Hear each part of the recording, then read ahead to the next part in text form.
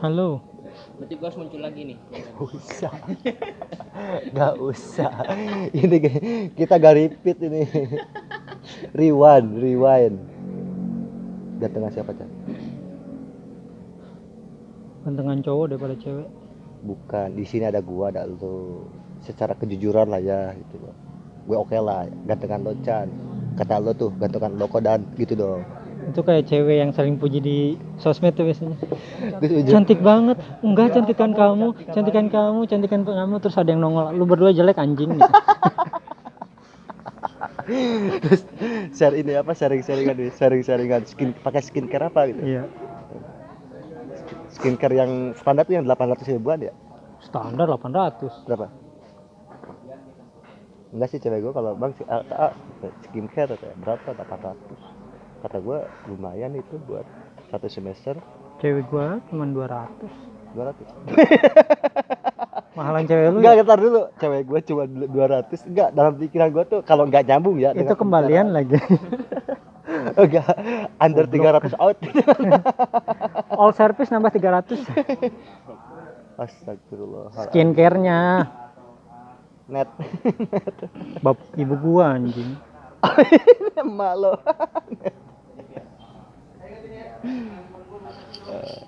Lo kuliah 2009.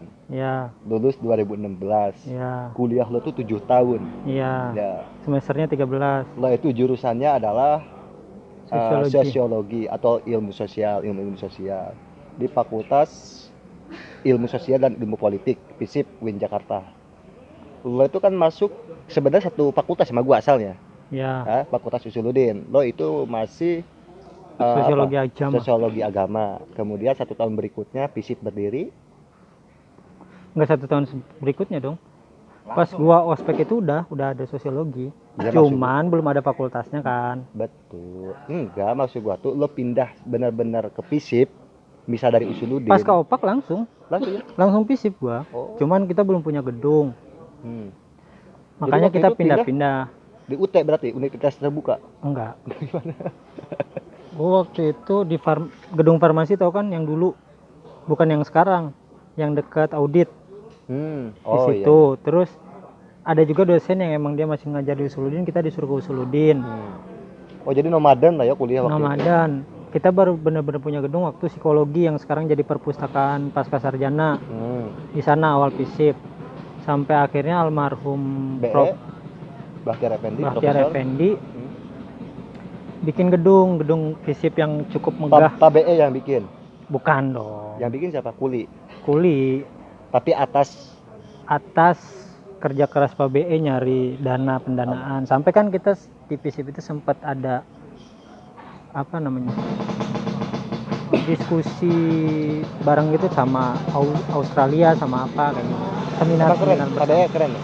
Jadi ya. pendirian FISIP UIN itu koneksinya bagus lah, almarhum itu. Oh, pas waktu itu kan keliling-keliling ke Belanda, ke Australia, ke Amerika kan, Iya. ke Jerman, Kanada, semua itu. Kayak gitu. Pertama punya gedung itu gua kayaknya semester 5 apa? Enggak dong. Semester 7. Pas KKKN baru ada. Jadi gue semester 6 itu masih di pasca sarjana, yang di perpus pasca sarjana bekas gedung psikologi. Oh iya, kita sebelum ke gedung psikologi kita di psikologi yang baru dulu, lantai paling atas. Itu buat FISIP. Bisa satu gedung 2 fakultas kan waktu ya. itu. Nah, intinya lo kuliah itu 7 tahun di FISIP. 6,5. Ya 7 lah ya. 6,5. 7 aja 7. Kan setengah tahunnya nggak kuliah. Tinggal nunggu sidang bayaran doang. Kan? Enggak lah. Oh, lo bayar sampai semester 13. Iya, kan udah dapet SKL gua. Oh. Ya udahlah. Surat kurang lulus. Hampir 7 tahun. Iya. Nah, kemudian habis itu ngapain? Habis itu kerja di. Jadi waktu gua habis sidang sambil nunggu wisuda Langsung kerja. Iya. Gua ketemu senior gua. Diajak ketemu. Dikasih lah kerjaan waktu itu jadi konsultan media. Bahasanya buzzer sih kalau sekarang. Kalau gua menamakannya konsultan media karena kalau buzzer kan identik dengan hal yang negatif ya, Ya. kayak Mana fitnah mana atau apa. konotatifnya itu negatif. Iya, nah kalau gua itu bener-bener ngonter isu-isu tokoh ini biar lebih netral Ngantor di informasinya. Jakarta, di Tebet. Ngantor Gimana? di Tebet waktu itu. Emang basis Bajar di situ ya. Enggak juga, banyak sih. Sebelum gua kesana kan gua waktu kuliah juga sempat kerja sebagai itu di Nyampingan. BSD. Oh iya tahu ya. Heeh. Kayak gitu. Berapa Terus sih waktu itu gaji Bajar sebulan? rahasia dong. Hah? Kecil lah deh. 2 juta apa 3 juta? Enggak, 1 koma ya? 1, ada 1,20 ribu. 1,2. 1,1,2 juta sebulan. Iya, sebulan. Buset, dosanya itu bisa segunung gitu. Kan nggak dosa. Oh enggak ya?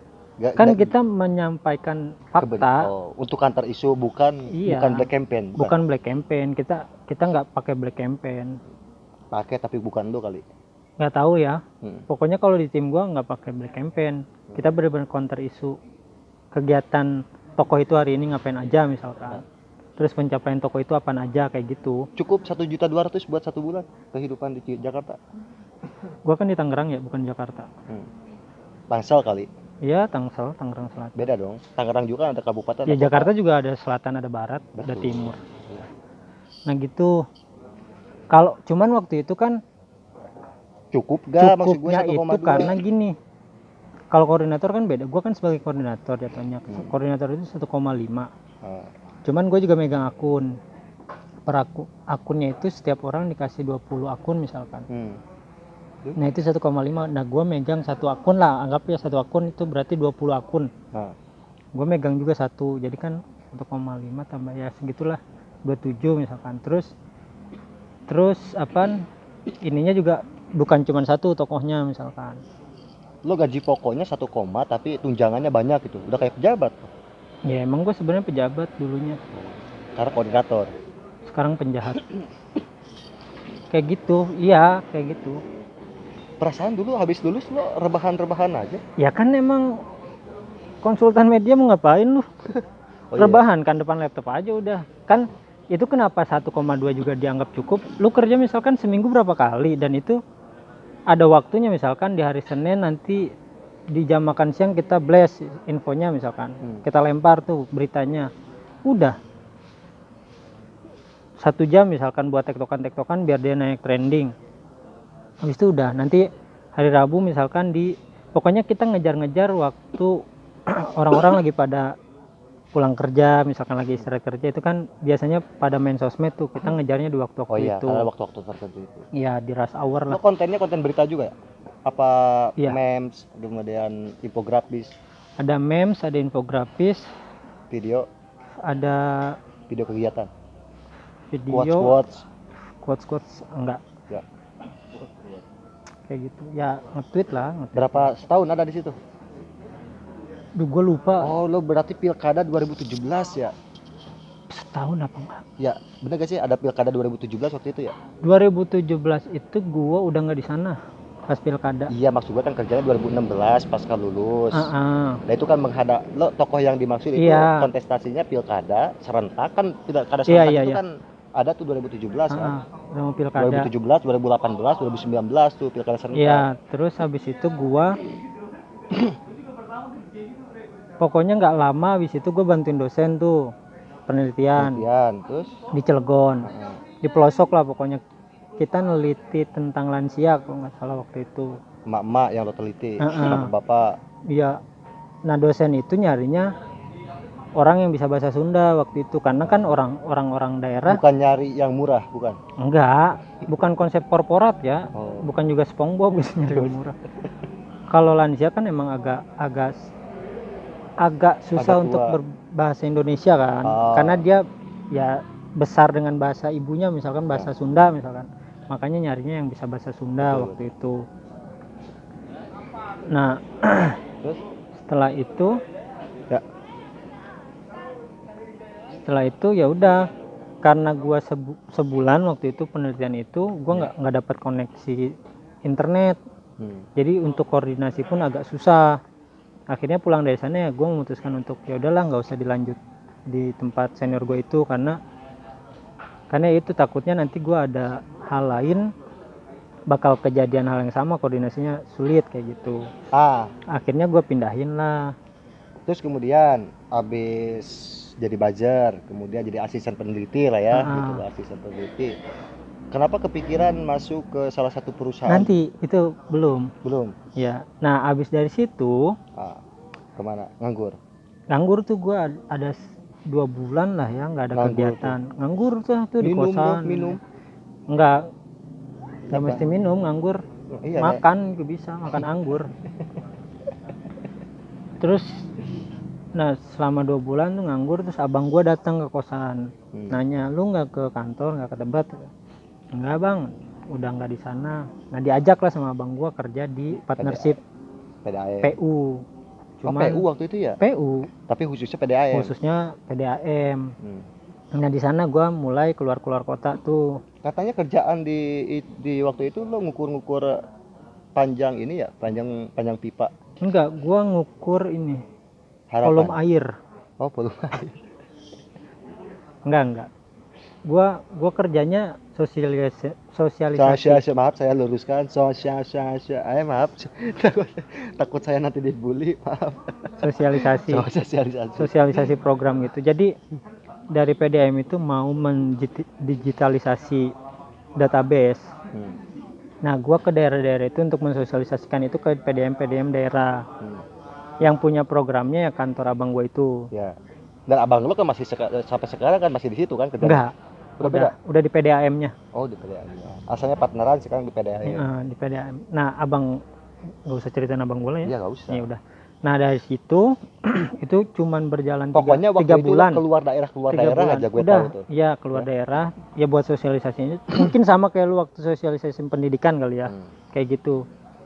Nah, keluar daerah 3 bulan itu kan lamanya kontraknya. Itu dikontrak tuh 3 bulan. Habis itu udah tuh karena nggak ada kegiatan lagi, lontang-lantung lagi kan di kosan lagi. Nah, waktu itu teman kosan gue si Wira, dia udah kerja tuh di startup. Ya, gue tahu. Gue coba apply ke sana. Coba apply di sana nggak dapet jawaban juga tuh. Jadi gue ngelempar CV nggak direspon sama ininya. Iya. Kesel kali dia, anjing nggak sopan lu ngelempar. Loper koran apa? Bukan disimpan ya, harusnya disimpan, ini dilempar. Nah udah tuh.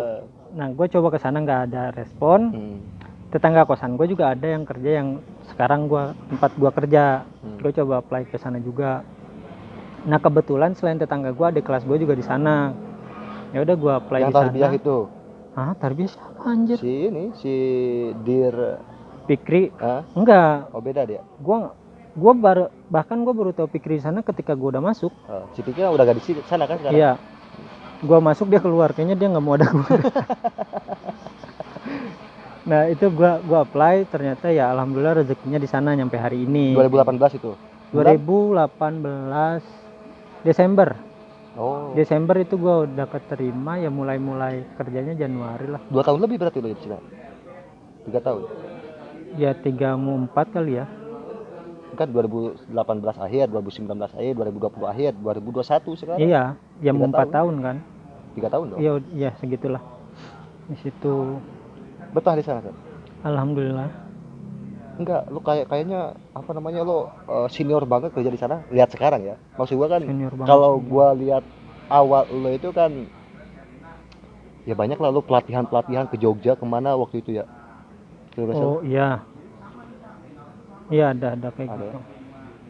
Terus pengalaman kerja sekarang bukan gimana? Senior banget sih dan karena apa ya, yang bikin gua nyaman kan secara kultur kerjanya juga di sana enak.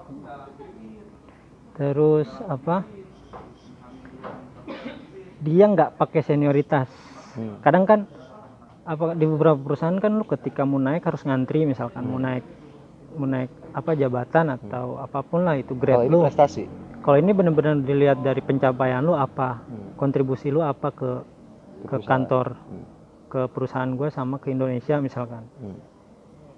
Terus dan kalau di beberapa perusahaan kan posisi lu sebagai apa? Nggak punya prestasi, tapi selama lu jago ngejilat bisa, misalkan di beberapa perusahaan kayak gitu. Ya.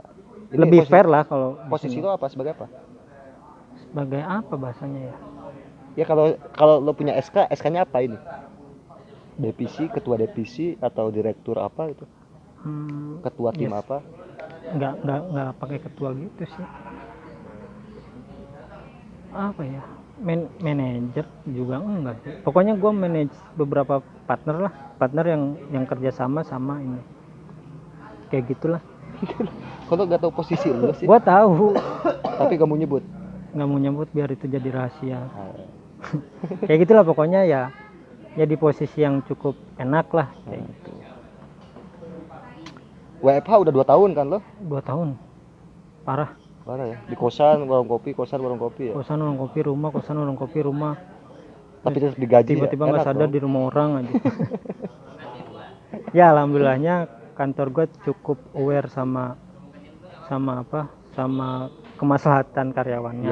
Ya. Gue kalau lihat lo kerja tuh kan gue lihat ngintip laptop lo. Itu kalau buka Chrome, Google, itu Krum sampai motor di krum. iya, Chrome. Titik banyak banget ininya, San, tabnya itu. Iya.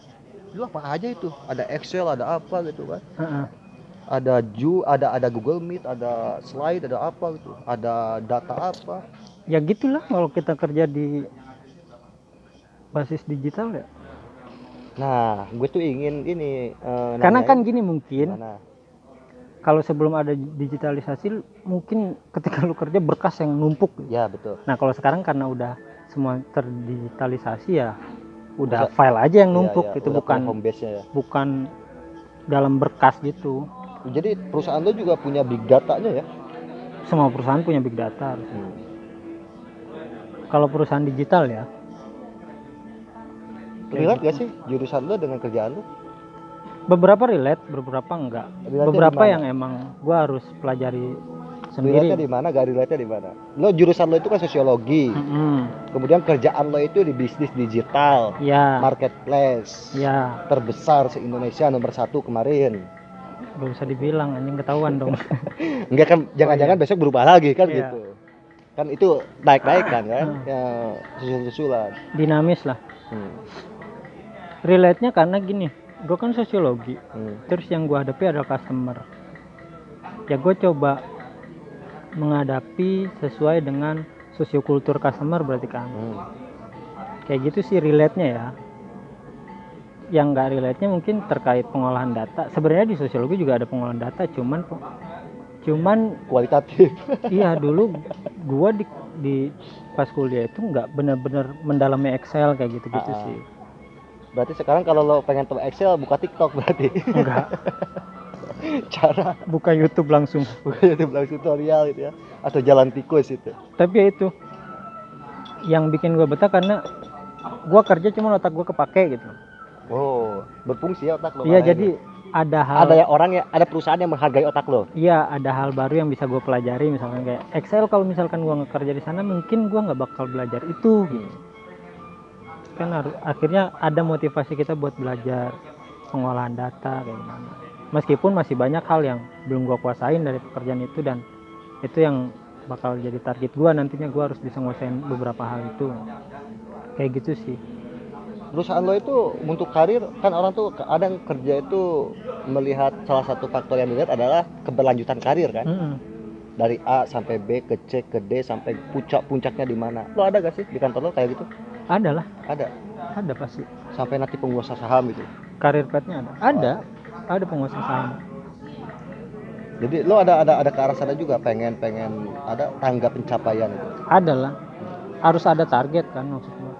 Jangan gitu-gitu aja di Nah, situ-situ. lo dari pertama kali kerja sampai sekarang udah berapa tangga yang lo capai? 1, 2, Awalnya di mana, 3. kemana, sekarang di mana gitu, dan masih panjang nggak gitu tangganya? Ada 6 tangga kali. Awalnya kan gua belum apa ya bahasanya, vendor lah. Vendor itu jadi di luar dari kantor gue itu, jadi kayak dia punya partner lagi. outsource tau kan lo, outsource. Nah awalnya gue di outsource itu sebagai ya CS lah, agent biasa. Terus 6 bulan gue naik ke desk control. Desk control itu kayak lu yang mengatur ini apa supply komplain customer misalkan ini dilempar kemana. Nah, dari sana baru naik lagi, jadi karyawan tetapnya naik lah gitu. Nah di karyawan tetap juga ada tangga lagi yang harus gua tempuh gitu. Jadi karir path-nya jelas gitu, kayak gitu. Dan enaknya itu gue bilang, bukan dilihat siapa yang lebih lama di kantor itu, cuman siapa yang lebih bisa ngasih kontribusi gitu. Sejauh ini maksud gua pihak atasan lo lah ya, kan atasan tuh banyak kan, masing-masing divisi sebenarnya kan. Puas dengan kinerja lo? Puas nggak puas sih Dan, Oh. itu fair, maksud gua ketika emang misalkan gua deket sama atasan gua, dia bisa aja kan nganggap puas mulu, cuman karena emang yang dilihatnya produktivitas kita, ya ada yang nggak puasnya, ada yang puasnya, kayak gitu sih, ya 50-50. Bahkan gue sempet apa ya bahasanya, setiap kantor itu kan ada proses penilaian tuh setiap 6 bulan. Gue sempet nggak dapet nilai karena emang gue nggak lo dapat produktif. ngumpulin poin juga ya? Iya, dari produktivitas itu, misalkan impact dari setiap apa yang lu bikin, misalkan project yang lu bikin. Nah gue pernah nggak dapet apa-apa kayak gitu, ya ada nggak puasnya, ada puasnya gitu, kayak gitu sih sama. Kan lo kerja tuh kalau misalkan enggak WFH gitu ya, itu kan berangkat pagi pulang sore lah ya gitu. Sedangkan kehidupan lo itu awalnya kehidupan aktivis, kemudian setahun 2 tahun kerja lo itu di dunia yang freelance lah ya. Ada shock ini gak sih? Shock kultur Gitu. Penyesuaiannya lama apa enggak? Lo harus ngatur jadwal tidur lo, tidur harus lebih awal gitu kan, bangun pagi-pagi.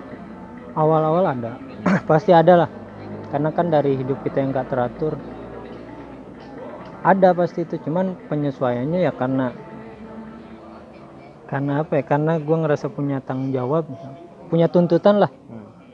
Gue harus ngapas zona nyaman itu kan, freelance nyaman banget gitu. Ya, maksud gue nyaman. Ya freelance lu kerja meskipun nggak selalu gajinya nggak per bulan, sekalinya kerja kan gede misalkan, kayak gitu kan. Sekalinya gak ada ya gak ada. Ya cuman karena ada tuntutan itu, ya mau nggak mau kita harus nyesuaiin gitu. Ya itu akhirnya kan kita men-challenge diri kita sendiri. Bisa nggak sih lu masuk ke itu ada tantangan tersendiri ya? Iya, ada tuntutan. Lama sih penyesuaiannya? Enggak terlalu lama sih. Gue rusak waktu itu serius, dari dunia gua yang kacau gitu ya. Tidur pagi, bangun Nah sore. cuman gini, Dan, awal gua kerja di sana tuh gua masih shifting kan. Iya. Ada siang, ada malam, ada pagi. Iya. Kayak gitu. Lo biasa ngambil siang sama pagi gitu ya biar aman. Siang sama malam. Kalau malam dulu nggak bisa asal ngambil, ada gilirannya. Karena kan kalau kerja malam dapat intensif, nggak mungkin dong gue minta intensif terus. Dan awal-awal kan kalau perusahaan tuh biasanya ada masa percobaannya tuh, ya 3 bulan lah ya. Buat masa percobaan lu belum bisa request mau masuknya malam apa enggak gitu. Itu juga gue jadiin buat proses penyesuaian sih, karena mulai dari shifting lu, jadi gue bisa nyesuaiin dulu nih kayak gitu. Ya gue dulu cara gue nyesuaiin ya udah balik kerja ke kosan, nggak mau ngobrol sama siapa lagi, tutup pintu, mati lampu, tidur gitu. Kalau begitu tuh capek. Iya. Kayak dulu tuh gue pernah nongkrong tuh kan kuat-kuat aja berapa jam juga kan, kalau pure kerjaannya nongkrong. Tapi kalau berangkat pagi pulang sore langsung nongkrong nggak bisa Pak. Iya. Nggak bisa. Oh itu nongkrong sejam aja udah pengen ke kosan, pengen rebahan itu kan, pengen istirahat dan sebagainya. Pegel banget badan. 6 bulan waktu itu gue nggak bisa nongkrong. Dan gue pada akhirnya ketika dunia nongkrong gue keganggu, ya gue tinggalin kerjaan gue gitu. Keren lo emang. Kok kerjaan sampai ngeganggu nongkrong gitu. Cuman gue emang waktu di kantor juga beberapa yang udah, gue tetap nongkrong sih sama teman-teman kantor. Kan enak lo sekarang mah kerja sambil nongkrong kan begitu. Iya. Dunia ini kan dunia lo sebenarnya kan, dunia marketing yang kayak kerja di Google lah ya kan. Google tuh menyediakan fasilitas kerja yang fun gitu ya. kan gitu. Karena gitu kalau dunia kreatif tuh nggak bisa. Apalagi kata lo itu Nggak waktu bisa itu bahwa kerja yang paling enak itu kerja sesuai hobi kan. Mm-mm. Kalau hobinya itu tanda petik yang negatif-negatif, Mia Khalifa. Emang hobinya yang udah hobi dibayar lagi. Hobinya nonton bokep. Lalu kerja di Kominfo Review bokep. nge-review tuh gimana yang harus diblokir mana enggak. Kayak gitu dan Hmm. ya gitulah. Kerja ya ada jenuhnya ada enggaknya. Berarti maksud gua tuh gue ingin balik lagi ke pertanyaan awal bahwa sebenarnya tidak masalah lo lulusan UIN sosiologi gitu ya, as source Iya. ya, as source gitu. Kemudian masuk ke dunia pekerjaan, dunia kreatif, dunia yang berbasis IT gitu ya. Artinya memang bukan hambatan orang yang dari UIN gitu ya. Kemudian termasuk pas waktu interview kali nggak sampai ditanya dari mana, dari UIN itu gitu ya. Jadi mereka tuh welcome aja dengan identitas apa alma mater. Yang dilihat tuh pendidikan. potensi bukan alma mater. Oh, yang dilihat dari dia apa kemarin waktu itu? Yang dilihat dari gua. Potensinya kuat, ganteng ya. Mungkin gua dengan yakin menjawab setiap pertanyaan mungkin ya. Karena kan ya proses. Nah, gua itu dulu proses interviewnya nggak ada psikotes nggak ada gitu-gitu. Kalau psikotes mungkin gua gagal ya karena gua males banget ngisi-ngisi kayak gitu kan. Bisa salah-salah bisa merem lah kayak waktu psikotes S3 lah. Salah-salahan misalnya. Ternyata lulus. Iya. Nah, gue kasih tahu Chan. Nah itu, ntar dulu gue cerita dulu. Nah gue di proses interview itu mungkin dilihat juga secara psikotes gue kan, cara lu ngejawab gimana, cara lu kan pasti dikasih case, ada 2 case antara si ini A sama B, lu bakal bersikap kayak gimana ketika ada kayak gitu-gitu sih.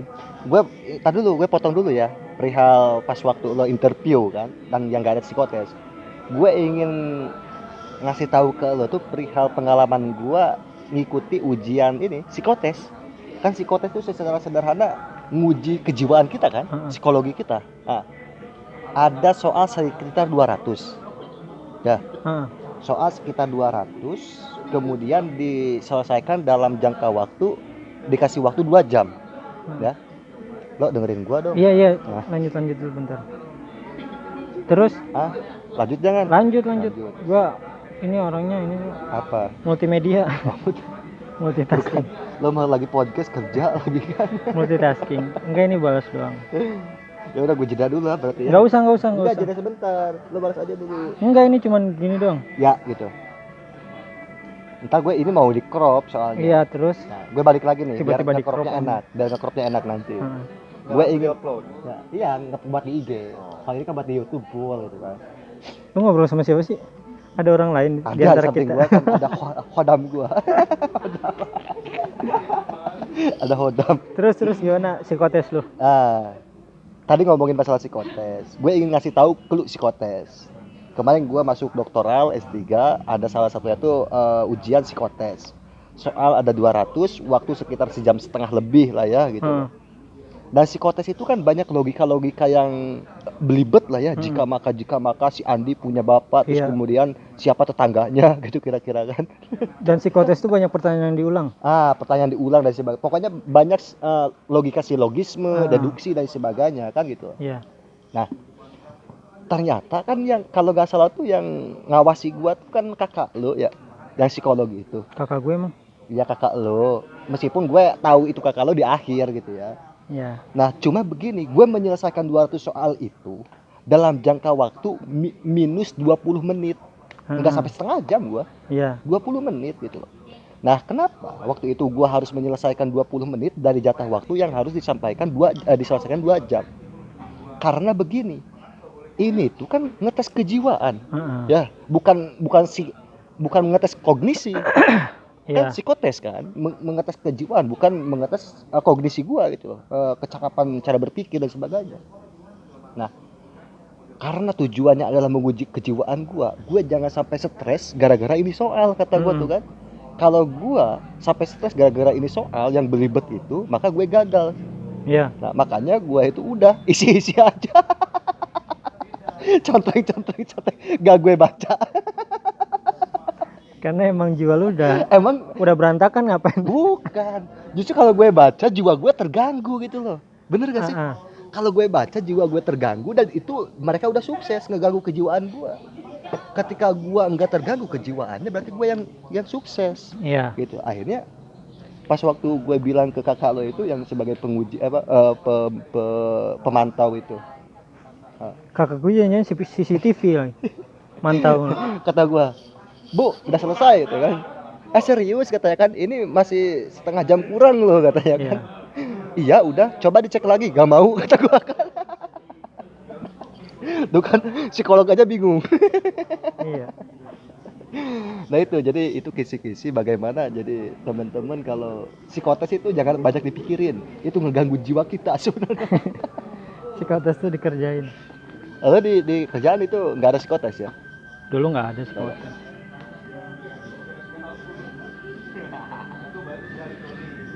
Jadi pertama bahwa tidak ada problem lulusan UIN sosiologi kerja di startup, khususnya di marketplace lah ya, di dunia digital pemasaran. Terus yang kedua bahwa penerimaan lingkungan kerja juga ini kan apa open minded, kemudian Iya. terbuka gitu ya, nggak diskriminatif terhadap Iya. background gitu kira-kira ya, karena yang dinilai adalah kemampuan, komitmen gitu kan dan sebagainya gitu ya. Iya. Kayak gitu. Kontribusi lah. Kontribusi. Kayak gitu. Ya kantor gue termasuk kantor yang open minded, maksud gue ketika lu salah ada yang benerin, bukan disalah-salahin doang, nggak dibenerin. Terus ketika memang apa gap kita sama atasan, misalkan ada apa ya pemikiran dari atasan yang menurut kita ini nggak tepat, misalkan kita boleh ngekritik gitu. Jadi nggak apa kata atasan A harus A gitu, enggak. Jadi benar-benar saling sharing aja, menurut kita gimana, cocok apa enggak. Kalau nggak cocok ya sampaikan nggak cocok, tinggal kita cari solusi bareng-bareng misalnya kayak gitu. Karena kan di beberapa perusahaan ya udah ngikutin apa aja kata atasan itu. Jadi kayak robot. Lu nggak dibiarkan Logika birokrasi otak lah ya, liar gitu. komando gitu ya. Iya. Padahal kan kita bukan militer. Pada akhirnya di lingkungan apa di perusahaan lo itu kreativitas itu memang diandalkan ya. Jadi kalau punya ide, jadi masalahnya sama atau masalahnya berkembang dan solusinya juga harus lebih kreatif kan gitu. Kan lo apalagi ngehandle yang komplain kalau nggak salah ya. Dulu. Dan bentar dah. Kok gue kayak yang di TikTok yang viral itu ya?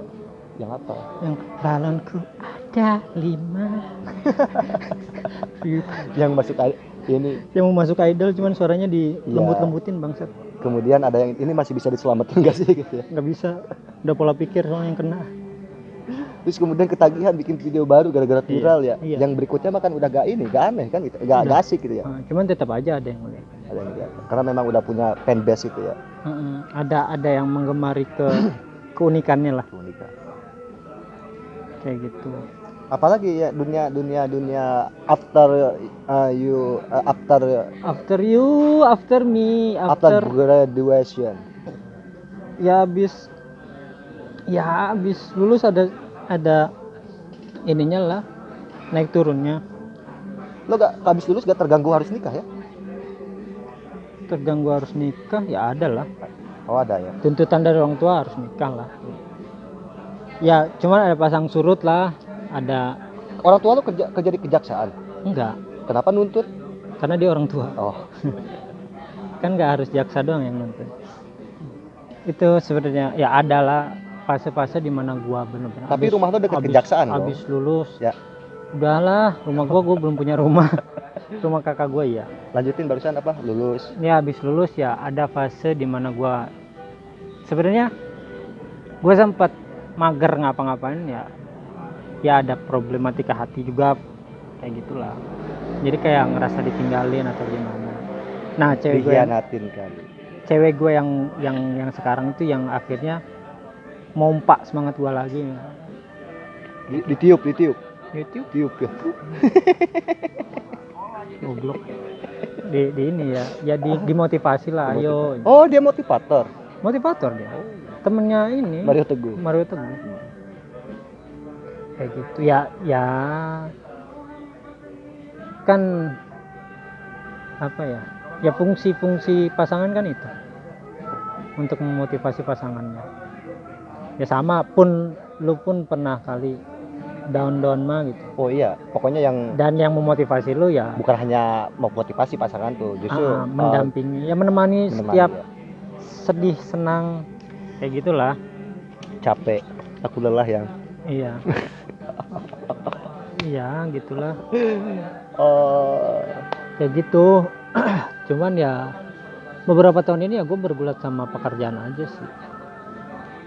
Lo kayak serius kerja Pusat? Enggak menikmatin gitu. Kalau gue datang ke Marjina. Berarti bukan serius kalau nikmatin. Bawa Iya, enjoy. serius menikmatin. Iya. Serius menikmatin. Bawa enjoy aja, maksud gue lu kerja. Cuman lu pikirin, akhirnya lu nggak produktif. Kayak gitu. Kalau lo mah ya udah jalannya ini ya lo lewatin gitu ya dengan penuh. Gua kan anaknya lurus, nggak kayak lu yang belok-belok ya. Zigzag. Iya, kalau lu kan sering menantang diri lu sendiri. Ya. Gue hidupnya di challenge. Iya, kalau gua kan lurus. Ya dari setiap perjalanan yang lu lewatin juga kan banyak getirnya gitu. Kalau gua kan ya lurus-lurus. Pada akhirnya kan dunia kita itu dunia yang kontras kan, benar nggak sih? Kita kontras. Meja kita kan sama, kayak gitu, meja kopinya sama, kemudian aktivitasnya berbeda. Lo yang lurus, kerjanya kerja formal gitu ya. Ya formal lah ya, meskipun dari aktivitasnya di meja kopi. Dan gue yang free gitu, yang freelance gitu kan. Tapi ya tujuan sama, bertahan hidup gitu kan. Kemudian ingin ada pencapaian tertentu gitu. Jadi dua jalan yang berbeda kan. Kayak Naruto sama Sasuke kan. Sasuke, Naruto, Narogong mah di Garut. Oh iya, Tarogong gitu. Nah gitu. Emang dunia kita berbeda. Cuman kita bisa dipertemukan di aroma kopi yang sama. Jadi ya nggak masalah lah. Tujuan kita kan sama, cuman jalannya aja yang beda. Tuhan kita hanya satu, kita yang berbeda. Karena copyright tuh. Iya, hak cipta lagi. Iya, padahal nggak tahu itu lagu apaan, gua aja bingung. Itu penciptanya juga bingung, ini lagu apa ya? Kayaknya bukan di gua dah. Kenapa tiba-tiba gua harus ngeklaim hak cipta? Itu lagu Firja kalau nggak salah. Firja ya? Nggak tahu lah. Firja Gulam Ahmad. Pemirsa. Ya kayak gitu, dan ya setiap orang punya pilihan hidup yang mau dia jalanin sih, gue yakin. Dan kita nggak bisa menyalahkan ya. Kayak misalkan gua nggak punya hak untuk mengsanksi lu dengan pilihan hidup lu sekarang. Tapi banyak teman-teman yang bilang bahwa dan benerin pola hidup lo, manajemen hidup lo gitu. Kata gue kalau ingin dibalikin, memang manajemen hidup lo udah bener gitu. Iya, nah maksud gue gue kan nggak ngomongin teman-teman lu ya, gue juga nggak kenal teman-teman lu siapa yang ngomong itu. Nah maksud gue ya udah, kita harus saling menghargai aja sama pilihan. Kalau emang lu teman, ketika dia susah ya bantu gitu. Bukan kemudian lu hanya menyalahkan, cuman pas lu butuh solusi lu hilang ngapain aja. Ya itu makanya kalau kata Mario Teguh. Bukan. Siapa? Ini gue lupa. Jokowi. Enggak, siapa? Ini penyanyi. Buat jadi buat SBY. Diam dulu Dan. Bukan SBY. SBY juga penyanyi. Bukan. Pelukis. Bukan, ini penyanyi beneran. Ya, gue lupa siapa. Emang SBY bukan penyanyi beneran? Punya album dia. Iya, bodo amat. Iya. Bukan penyanyi, bukan Mantul penyanyi. S. Aduh anjing, susah banget. Ya apa? Ya gue lagi mikir lu nyeletuk ya mulu. Betul. Hilang mulu namanya tadi. Bukan udah muncul. Keywordnya apa? Keywordnya jangan dulu namanya. Pokoknya dulu. Dia bilang untuk menjadi hakim itu kita nggak butuh sekolah. Kita dulu. Kurt Cobain Orang Indonesia. Oh. Bentar. Oh ini si Isan Skuter. Enggak, gue nggak ngedengerin Isan Skuter. Siapa? Jason Rianti. Gue lupa nanti dah. Gue lupa namanya. Pokoknya itu untuk menjadi hakim gak perlu sekolah. Iya, sekarang itu lu buat jadi hakim gak perlu sekolah. Lu bisa ngejudge siapa aja, lu bisa menghakimi siapa aja dengan pengetahuan lu gitu. Dengan pengetahuan yang lu punya gitu. Bahkan lu bisa lebih tahu kehidupan orang lain itu dibanding orang yang menjalani hidupnya. Jadi orang untuk menjadi judgement ya. Iya. Judgement ya. Ngejudgement orang tuh ini. Kayak gitu. Maksudnya ya gue bisa nilai anjing Dani hidupnya nggak jelas, masih gitu-gitu Masih aja, di Ciputat, nongkrong aja. nongkrong terus tiap Padahal kan hari. kita nggak tahu apa yang sedang Dani ingin capai, dan setiap orang punya jalan ninjanya masing-masing kan. Betul. Kayak gitu. Jalan ninjanya masing-masing. Heeh. Ya lu punya pilihan, dan gue yakin ketika lu milih jalan itu lu udah punya konsekuensi logis yang bakal lu terima nantinya. Ya sih, jangan kan teman-teman sih, ya teman-teman yang entah itu dekat atau jauh lah ya, near or far gitu ya, far away. Teman jauh, ya bener dong, near friend and far friend itu, teman dekat teman jauh. Ya keluar, gue untuk keyakinan keluarga itu awal kuliah awal lulus kan susah. Jangan kerja apa sekarang gitu, kemudian ngeyakinin pasangan gitu ya. Lama lah ya itu ngeyakinin, meskipun pada akhirnya saling menerima keadaan gitu ya. Menghargai jalan masing-masing, kemudian menghargai meyakinkan keluarga pasangan tuh. Memang berat hidup kayak jalan dia yang gue tempuh. Iya.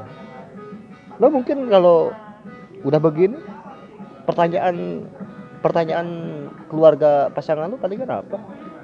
Nggak nanya kerja di mana, mungkin udah tahu apa, palingan punya modal berapa, udah nggak bikin juga. Apa dong tantangannya? Waktu doang kan, kapan gitu? Enggak. Ada lah tantangan. Enggak, pertanyaan bukan tantangan. Iya. Pertanyaan dasar, kalau misalkan gue kerja di mana gitu loh. Kemudian penghasilan berapa? Mau dikasih makan apa anak gua itu. Kayak gitulah. Karena ya itu udah kena sistem industri, lu lahir, sekolah, kerja, mati, udah. Beranak pinak dulu. Ya. Beranak pinak. Kerja, menikah, mati, itu kan sistem industrinya kan. Pola kehidupan sekarang. Makanya kata salah satu filosof itu, jika pola hidup monoton ya kayak tadi, lahir, kemudian tumbuh besar, sekolah, kemudian kuliah, habis kuliah kerja, beranak pinak, mati gitu kira-kira, ya jangan berharap ada peradaban di sana. Kemudian dia lanjut bilang begini, bahwa suatu peradaban bakal terbentuk atau hadir di tengah-tengah kita oleh mereka yang banyak waktu luang. Misalkan kalau lo kan capek kan, nggak dari pagi sampai sore kerja, terus sorenya disuruh mikir gitu loh tentang bangsa dan negara. Capek anjir. Jadi kerja aja udah capek, kemudian disuruh mikir tentang bangsa dan negara gitu ya, agama itu ya, budaya dan sebagainya. Makanya kan tuh jarang diskusi serius sama gua kan bagaimana nih menanggapi isu A, B, C, gak pernah kita diskusi itu. Maka betul kan kalau misalkan dari dulu kayaknya gua nggak pernah. Enggak, maksud gua tuh apalagi gitu kan, dulu aja gak pernah, apalagi sekarang. Dulu pernah lah sesekali mah. Makanya maksud gua tuh generasi muda Indonesia tuh jangan semuanya masuk industri. Kan seolah-olah sekarang perguruan harus ada yang indie ya. Perguruan tinggi itu sekarang kan mau diarahin ke industri semua kan, harus punya skill gitu ya. Kan kalau kata Aristoteles itu kan skill itu pengetahuan itu ada pengetahuan skill, ada pengetahuan praktis sama teoretis gitu kira-kira. Teoritis. Teoretis. Nah, pengetahuan, jadi Indonesia tuh mau target ke pengetahuan yang paling dasar, pengetahuan skill itu loh. Ngejahit, itu bagus gitu loh. Tapi maksud gue tuh jangan semuanya bisa bikin mobil, bisa bikin IT dan sebagainya. Jadi mungkin gue ngambil jalur pemikir lah ya. Bukan pemikir, tapi yang memiliki waktu luang banyak untuk memikirkan bangsa dan negara. Ya kalau sempat gitu. Tapi kan kadang lu mikirin bangsa dan negara. Negara lu nggak mikirin lu. Iya, kita mikirin negara mikirin gua gak kan gitu. Iya, kadang kan itu yang jadi ini. Negara pernah nanya gak Dani kerja apa sekarang? Tapi ada salah satu, jangan nyentuh politisi, bahaya. Enggak, gue juga nggak mau. Gue ada mau nyentuh soalnya, tapi jangan. Tapi kan nggak ada orangnya di sini, gimana lu nyentuh? Jangan, ntar ada yang ini, lo nyindir si ini. Gimana gitu. Nyentuhnya? Kan nggak ada di sini. Yang ini, yang banyak kerjaannya, banyak. Iya. Sensitif. Ya padahal bisa dikasih ke gue satu kali kerjaan itu. Semua pejabat punya banyak kerjaan lah. Jangan ngomongin pejabat. Ya enggak, maksud baik mereka. Mereka tuh banyak kerjaan emang mereka. Iya, mikirin bangsa dan negara. Harus apresiasi. Iya, harus diapresiasi. Coba kalau nggak ada mereka, mungkin negara ini udah runtuh gitu kan. penjaga tatanan. Mereka tuh ngejaga negara dari pagi sampai siang sampai sore. 24 Malam jam. sampai subuh kita yang jaga. Kita jaga apaan? Apalagi peran Pak Jokowi ya besar banget ya. Nah makanya kan Pak Jokowi kalau malam kan istirahat. Negara siapa yang jaga? Ya kita ini. Bismillah komisaris. Ya, Bismillah komisaris. Ya Pak Jokowi ya yang jaga negara kita lah sampai jam 3 sampai subuh itu insya Allah. Karena kita itu apa? Bahasa Inggrisnya begadang tuh overstay. Ya, begadang ya overstay. Stay. Keep stay. Bukan, coba terjemah. Terjemah begadang. Enggak ada itu minta dicabut. Oh, coba. Ya gitulah dan udah mulai ke negara-negaraan lu males. Tuh kan. Udah mulai Baru serius. aja nyentuh negara udah malas. Emang begitu pekerja tuh. Enggak semua pekerja kayak gitu. Ada beberapa pekerja yang emang. Gue bahkan kalau di kantor lagi udah pulang nih kan nongkrong dulu ya. Karena kan emang anak muda semua. Nah, Ya kadang juga kita membahas isu-isu itu. gitu. gimana ya isu 212 gitu ya? Mm-mm. Isu 411 gitu ya. Iya. Kemudian gimana ini apa demo kemarin gitu ya?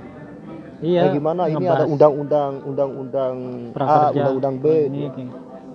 kayak KPK sedang rame nih gitu. Itu sedang dibahas ya tapi sekilas mungkin ya. sekilas. Enggak terlalu dalam gitu. Nggak terlalu dalam. Yang penting update, Ya cukup tahu aja cukup tahu. kayak gitu. Ini nih, ini tuh stimulus buat membentuk peradaban. Di sebelah ada sesuatu. Mau ditunjukin? Kayak gitu sih dan Iya.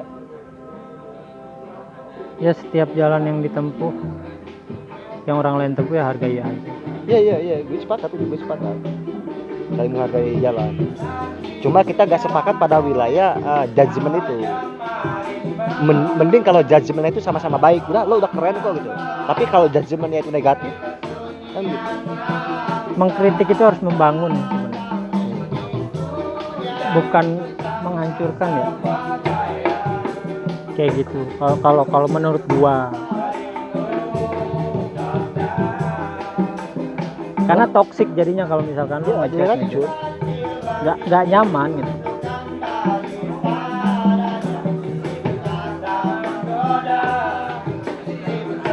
Oke, nanti kita lanjut pasca wisuda ceritanya Dani Ramdhani. Sekarang mah pasca wisuda Ihsan Fajri yang Gitu-gitu aja. enggak bagus, nasibnya bagus. Banyak kan di antara kita yang habis lulus bingung mau ngapain. Salah satunya gua, habis sekolah gitu kan. Ya setidaknya lu punya jawaban dari kebingungan lu. Iya. Cuma kalau nggak sekolah mungkin gua udah Bingung. bingung sebingung-bingungnya gitu. Kayak rame ya. Yo.